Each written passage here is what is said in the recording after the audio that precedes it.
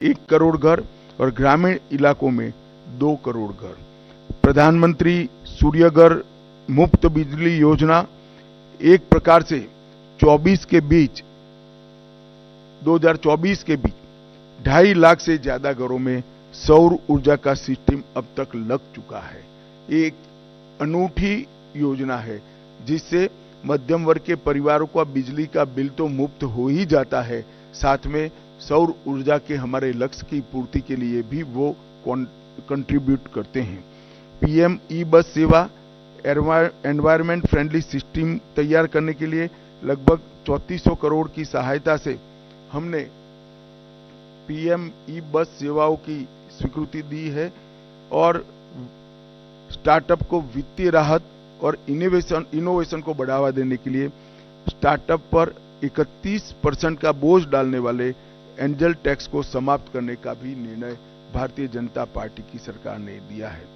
National industrial corridor development programme के तहत 12 industrial zone बनाए जाएंगे। जो 12 इंडस्ट्रियल जोन बनाए जाएंगे वो कहीं न कहीं बड़े नेशनल हाईवे से लिंक होंगे, इसके आसपास होंगे। ये national industrial corridor development programme के तहत 12 इंडस्ट्रियल जोन देश के हर क्षेत्र में बनाने का हमने निर्णय किया है। सबसे महत्वपूर्ण निर्णय मध्यम वर्ग के लिए मुद्रा ऋण की सीमा 10 लाख से बढ़ाकर 20 लाख कर दी गई है। पुराने ऋण का जिन्होंने सफलतापूर्वक भुगतान किया है वो सभी को इसका फायदा मिलेगा। एमएसएमई के लिए क्रेडिट गारंटी स्कीम शुरू की गई। छोटे व्यापारियों और छोटे उद्यमियों को बिना गारंटी से इससे ऋण मिल पाएगा और उनके व्यापार को नई सरलता और सामर्थ्य दोनों मिलेगा। सशक्त युवा ये किसी भी देश के विकास की प्राथमिक शर्त है। 2 लाख करोड़ के पीएम पैकेज की घोषणा हमने की है, जो 5 साल में 4 करोड़ 10 लाख युवाओं को इसका लाभ पहुंचने वाला है। 1 करोड़ युवाओं को टॉप कंपनी में इंटर्नशिप के अवसर, अलाउंस और एक मुश्त सहायता राशि देने का भी निर्णय हमारी सरकार ने किया है। केंद्र सरकार ने भी लगभग कई हजार नियुक्तियों की घोषणा की है। कैपिटल एक्सपेंडिचर को बढ़ाकर 11,11,000 करोड़ तक पहुंचाना ये अपने आप में एक मील का पत्थर है। इससे कई युवाओं को रोजगारी के नए अवसर पैदा होंगे और हमारा इंफ्रास्ट्रक्चर भी मजबूत होगा।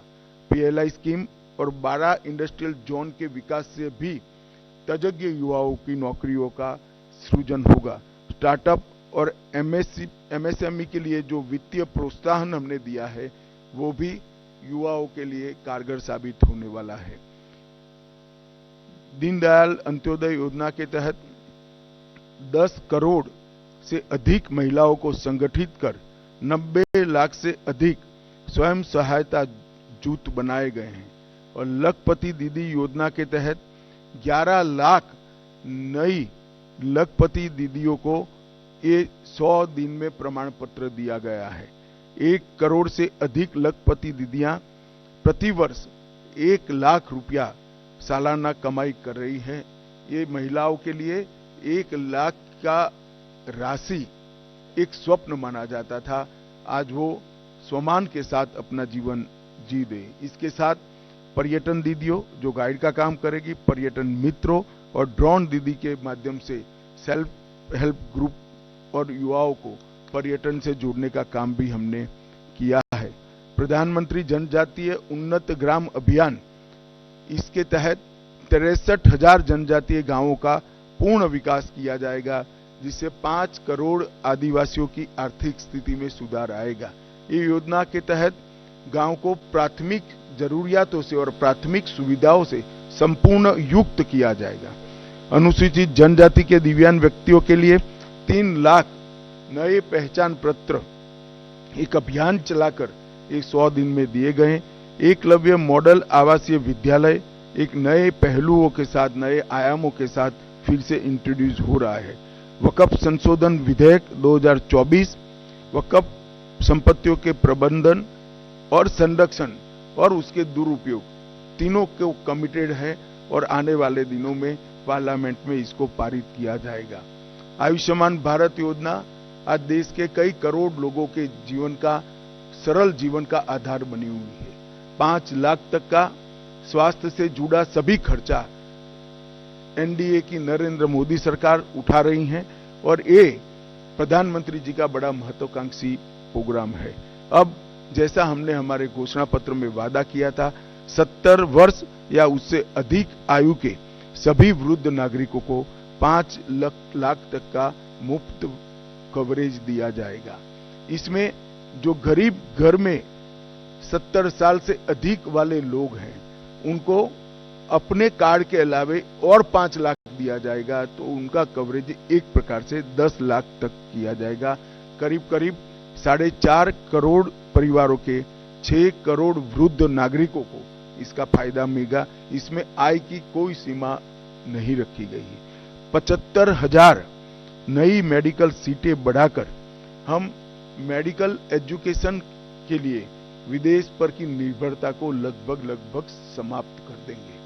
हमारी पूरी रिक्वायरमेंट ये 75,000 सीट बढ़ने के साथ ही पूरी हो जाएगी और इसके लिए हमने 3 साल का लक्ष्य रखा है। नियमित टीकाकरण के लिए, उसको डिजिटल बनाने के लिए यूविन पोर्टल भी यही 100 दिन में शुरू किया गया और देश के डॉक्टरों की एक सेंट्रलाइज रिपोजिटरी बनाने का काम भी इसी 100 दिन में हुआ है। 23 अगस्त को पहला अंतरिक्ष दिन मनाया गया है। इससे किशोरों को और युवाओं को अंतरिक्ष के क्षेत्र में रुचि लेने के लिए, प्रोत्साहन देने के लिए और उनका हैंड होल्डिंग करने के लिए ढेर सारी योजनाएं शुरू की गई। अंतरिक्ष स्टार्टअप के लिए 1000 करोड़ के वेंचर कैपिटल फंड की योजना भी हुई। आपदा प्रबंधन के लिए राष्ट्रीय डेटाबेस और ग्रामीण भूमि रिकॉर्ड के लिए भुवन पंचायत पोर्टल भी शुरू किया गया। सेमीकंडक्टर, गुजरात के साणंद में सेमीकंडक्टर की इकाई स्थापित की गई और मैं आपको बड़े विश्वास के साथ बताता हूं कि आने वाले 10 सालों में भारत सेमीकंडक्टर के क्षेत्र में एक बहुत बड़ा प्लेयर बन के उभरेगा। लॉ एंड ऑर्डर का जहां तक सवाल है, पुराने ब्रिटिशरों ने बनाए हुए आपराधिक कानूनों को बदलकर 1 जुलाई 2024 को 3 नए कानून इंप्लीमेंट किए गए।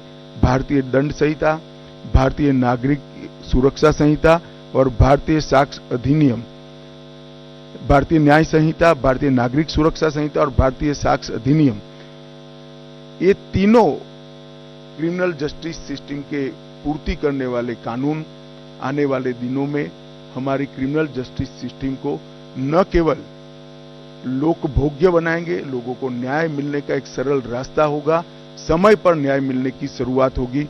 और मैं बड़े विश्वास के साथ आपको बताना चाहता हूं कि 3 साल के बाद जब इसका कंप्लीट इम्प्लीमेंटेशन समाप्त होगा, हम दुनिया में सबसे आधुनिक क्रिमिनल जस्टिस सिस्टम रखने वाले देशों में से एक बन जाएंगे। शहरी बाढ़ प्रबंधन के लिए 6,350 करोड़ रुपए की नई योजना देश में पहली बार लाई गई। लद्दाख में 5 नए जिले बनाए गए। 25 जून को संविधान हत्या दिन मनाने का फैसला कर आने वाली पीढ़ी को इमरजेंसी जैसे काले दौर से देश को न गुजरना पड़े, इसलिए जागरूक करने का एक हमेशा के लिए प्रयास करने का निर्णय लिया गया। पूर्वोत्तर में हाइड्रो इलेक्ट्रिक परियोजनाओं की मंजूरी दी गई लगभग 4100 करोड़ रुपया के साथ, और राष्ट्रीय ग्रीन हाइड्रोजन मिशन को सेकंड ट्रेच को भी शुरू कर दिया गया। मित्रों, पीएम मोदी जी का युद्ध के बीच में रूस और यूक्रेन की महत्वपूर्ण यात्राओं पूरी दुनिया आस के साथ नजर गड़ाकर बैठी है। पहली बार भारत में यूनेस्को की विश्व धरोहर समिति की बैठक हुई। आने वाले दिनों में इससे हमारी कई धरोहरों को वापस लाने में हमें बहुत बड़ा फायदा होने वाला है। आपदा प्रबंधन अधिनियम, इसको 2024 में लोकसभा में पेश किया गया है और मैं मानता हूं कि अर्बन फ्लड मैनेजमेंट, अग्निशमन सेवाएं, ग्लेशियर झील विस्फोट, फ्लड और अन्य डिजास्टर के मिटिगेशन के हेतु ये जो आपदा प्रबंधन अधिनियम आया है वो सब जरूरियातों को आज के दिन की पूरा करेगा और इसके लिए 12,554 करोड़ की योजना भी ये सब विशिष्ट आपदाओं के लिए निश्चित किए गए हैं। 4 सितंबर को 35 सालों के संघर्ष के बाद त्रिपुरा में एनएलएफटी और एटीटीएफ के साथ शांति समझौता किया गया। मानस हेल्पलाइन नारकोटिक्स की रोकथाम के लिए और सूचनाओं के लिए शुरू की गई। अगले 5 साल में 5,000 साइबर कमांडो तैयार किए जाएंगे और साइबर अपराध के लिए सस्पेक्ट रजिस्ट्री भी तैयार की जाएगी। मित्रों, 100 दिन में इतना सारा जो काम उसको अंजाम देने में सफलता मिली है, उसका कारण है जब हम चुनाव में गए, राजनीतिक पार्टियां और चुने हुए प्रतिनिधि तो चुनाव में गए थे, परंतु मोदी जी ने चुनाव के 6 महीने पहले ही ब्यूरोक्रेसी को एक काम दिया था कि पाइपलाइन में जितनी भी चीजें पड़ी है, जो भी नई सरकार आएगी उसके लिए समाप्त कर रखे, जिससे देश के विकास के गति में बाधा न उत्पन्न हो। इसी का परिणाम है कि ये लगभग लाखों करोड़ों के काम 100 दिन के अंदर ही हम कैबिनेट तक की पूरी प्रोसीजर और कई जगह तो टेंडरिंग भी समाप्त कर चुके हैं। इसके कारण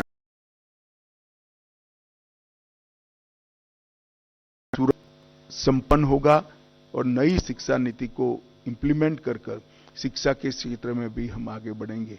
मैं आशा करता हूं कि मोदी जी के नेतृत्व में ये जो विकास का रथ चला है वो आगे पर भी चला रहेगा, इसका हम सभी को विश्वास है। अब आप सब इसके बारे में कुछ पूछना चाहते हैं तो जरूर पूछिए।